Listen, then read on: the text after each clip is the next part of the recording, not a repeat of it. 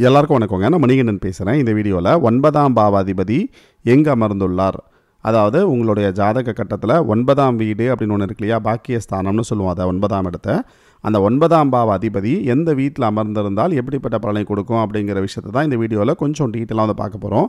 இதற்கு உங்கள் லக்னம் என்ன அப்படிங்கிற விஷயம் உங்களுக்கு தெரியணும். உங்கள் லக்னம் என்ன அப்படிங்கிற விஷயம் உங்களுக்கு தெரிஞ்சதுன்னா உங்கள் லக்னத்துக்கு 9ஆம் இடம் அப்படிங்கிறது அந்த வீட்டினுடைய அதிபதி அப்படின்னு சொல்லுவோம். இப்போ நீங்கள் வந்து மேஷ லக்னமாக இருக்கீங்க அப்படின்னு நினச்சிக்கிங்களேன். மேஷ லக்னத்துக்கு 9ஆம் பாவாதிபதி அப்படின்னு சொல்லக்கூடிய ஒரு குரு. நீங்கள் ரிஷப லக்னமாக இருக்கீங்கன்னா ரிஷப லக்னத்துக்கு 9ஆம் பாவாதிபதி அப்படின்னு சொல்லக்கூடிய ஒரு சனி. நீங்கள் மிதுன லக்னமாக இருக்கீங்கன்னா மிதுன லக்னத்துக்கு 9ஆம் பாவாதிபதி அப்படின்னு சொல்லக்கூடிய ஒரு சனி தான். நீங்கள் கடக லக்னமாக இருக்கீங்கன்னா கடக லக்னத்துக்கு 9ஆம் பாவாதிபதி அப்படின்னு சொல்லக்கூடிய ஒரு குரு. நீங்கள் சிம்ம லக்னமாக இருக்கீங்கன்னா சிம்ம லக்னத்துக்கு 9ஆம் பாவாதிபதி அப்படின்னு சொல்லக்கூடிய ஒரு செவ்வாய். நீங்கள் கன்னி லக்னமாக இருக்கீங்கன்னா கன்னி லக்னத்துக்கு 9ஆம் பாவாதிபதி அப்படின்னு சொல்லக்கூடிய ஒரு சுக்கிரன்.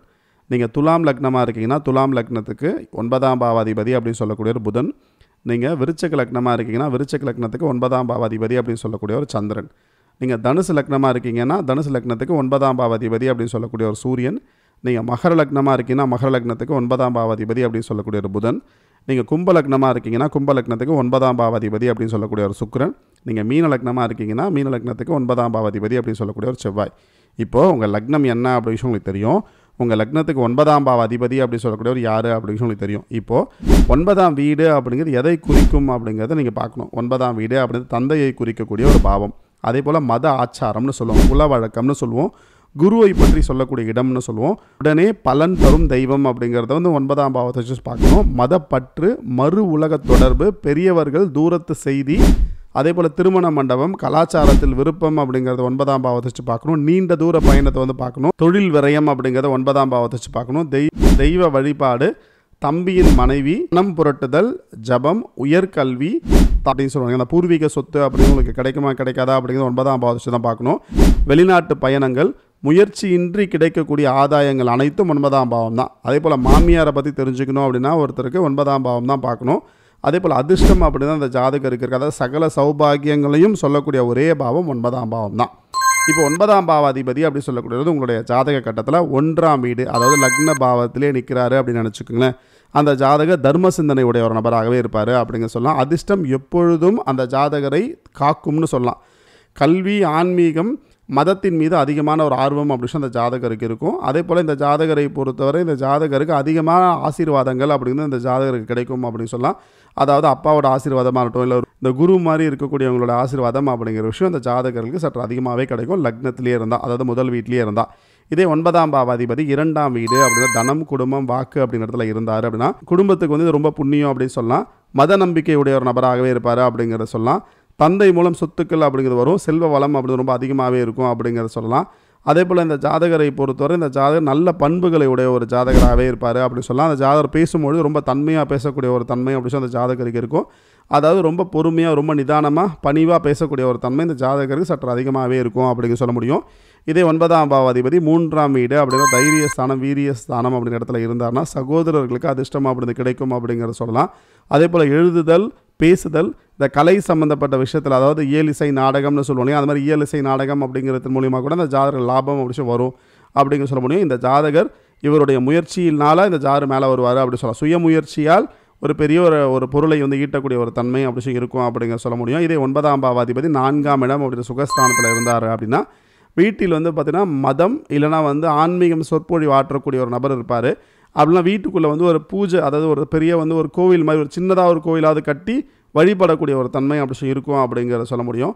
இந்த ஜாதகருடைய தாயார் அப்படிங்கிறது வந்து ஒரு பெரிய கோவிலுக்கு வந்து ஒரு தர்மகர்த்தாவாகவோ இல்லைனா கோவிலுக்கு வந்து ஒரு பெரிய ஒரு திருப்பணி செய்யக்கூடிய ஒரு தன்மையுடைய ஒரு அமைப்பாகவோ இருக்கிறதுக்கு நிறைய சான்சஸ் இருக்குது. வீடு, நலம், வாகன யோகம் அப்படி அந்த ஜாதகம் நல்லா அதிகமாகவே இருக்கும் அப்படிங்கிறத சொல்ல முடியும். நல்ல கல்வி வாய்ப்பு அப்படி அந்த ஜாதகருக்கு இருக்கும். வெளிநாட்டில் போய் வெளியூரில் போய் படிக்கக்கூடிய வாய்ப்பு கூட இந்த ஜாதகருக்கு இருக்கும் அப்படின்னு சொல்ல முடியும். இதே 9ஆம் பாவாதிபதி 5ஆம் வீடு அப்படிங்கிற பூர்வ புண்ணிய ஸ்தானத்தில் இருந்தார்னா பிள்ளைகளால் வந்து புண்ணியம் அப்படின்னு அந்த ஜாதகருக்கு கிடைக்கும் அப்படிங்கிற சொல்ல முடியும். அந்த பிள்ளைகள் பிறந்ததற்கு பிறகு நல்லாயிருக்கும், நல்ல புத்திசாலியான பிள்ளைகள் அப்படிங்கிறது இந்த ஜாதகருக்கு பிறப்பாங்க அப்படிங்கிற சொல்ல முடியும். அதே போல் உயர்கல்வியில் வந்து இந்த ஜாதகர் ரொம்ப சிறப்பாக வருவார் அப்படிங்கிற சொல்ல முடியும். இந்த ஜாதகரை பொறுத்தவரை அந்த குழந்தைங்களால் பெருமை அப்படின்னு சேர்க்கக்கூடிய ஒரு தன்மை இருக்கும். இந்த ஜாதகருக்கு குழந்தை பிறந்ததற்கு பிறகு இந்த ஜாதகருடைய வாழ்க்கை தரம் அப்படிங்கிறது உயரும். அந்த பெருமையை வந்து குடும்ப பெருமையை வந்து அந்த குழந்தைங்க வந்து காப்பாற்றுவாங்க அப்படின்னு சொல்லலாம். இதே 9ஆம் பாவாதிபதி 6ஆம் வீடு அப்படி ரோகஸ்தானத்தில் இருந்தார் அப்படின்னா அந்த ஜாதகருக்கு வந்து உழைப்பால் மட்டும்தான் அந்த ஜாதகருக்கு அதிர்ஷ்டம் அப்படி விஷயம் கிடைக்கும். உழைக்காமல் அந்த ஜாதகர் வெறும் அதிர்ஷ்டத்தை மட்டும் நம்பிட்டு இருந்தாருன்னா நிறைய பணத்தை வந்து இழப்பார். அதாவது இந்த சூது அப்படிங்கிற விஷயமும் இந்த ரேஸ் அப்படின்னு சொல்லுவாங்க, இந்த மாதிரி விஷயத்துலலாம் அந்த ஜாதகர் நிறைய பணத்தை வந்து இழக்கக்கூடிய ஒரு சூழ்நிலை அப்படி விஷயம் இருக்கும். சேவை சம்மந்தப்பட்ட விஷயத்தில், மருத்துவம் சம்மந்தப்பட்ட துறையில் அப்படின்னா சமூக நலத்தில் மேலே இந்த ஜாதகர் அக்கறை அப்படிங்கிறத கொண்டு அதன்படி சில வேலைகள் செஞ்சார்னா அந்த ஜாதகர் நல்லாயிருக்கும். சர்வீஸ் ரிலேட்டடான செக்டரில் அந்த ஜாதகர் இருக்கணும், அவ்வளோதான். அப்படி இருந்தால் நல்லாயிருக்கும். அது இந்த ஜாதகர் இருந்தால் 9ஆம் பாவாதிபதி 7ஆம் வீடு அப்படிங்கிற கலஸ்தர ஸ்தானத்தில் இருந்தார்னா மனைவி வந்ததற்கு பிறகு இல்லை ஒரு நல்ல ஒரு ஃபேமிலியில் வந்து நல்ல ஒரு குடும்பத்திலேருந்து அந்த ஜாதகருக்கு மனைவியோ அந்த கணவனோ அமைவாங்க அப்படிங்க சொல்ல முடியும். திருமணத்திற்கு பின்பு தான் அந்த ஜாதகருக்கு அதிர்ஷ்டம் அப்படின்னு சொல்லலாம். திருமணத்துக்கு முன்னாடி இந்த லைஃப் ஸ்டைல் அப்படிங்கிறத திருமணத்துக்கு பிறகு லைஃப் ஸ்டைல் அப்படி ரொம்ப நல்லாயிருக்கும். வெளிநாட்டின் மூலம் பணம் அப்படிங்கிறது அந்த ஜாதகருக்கு வரும் அப்படிங்க சொல்ல முடியும்.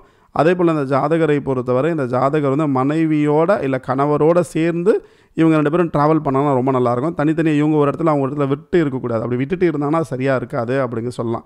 இதே வந்து 9ஆம் பாவாதிபதி 8 அப்படிங்கிற மறைவு ஸ்தானத்தில் போய் அமர்ந்திருந்தால் அந்த ஜாதகருக்கு வரக்கூடிய நிறைய விஷயங்களுக்கு தடை தாமதம் முடிச்சு ஏற்படும். அதிர்ஷ்டம் அப்படிங்கிறது வரும், அந்த ஜாதகர் கையில் தங்காமல் போயிடும் அப்படிங்கிற சொல்ல முடியும்.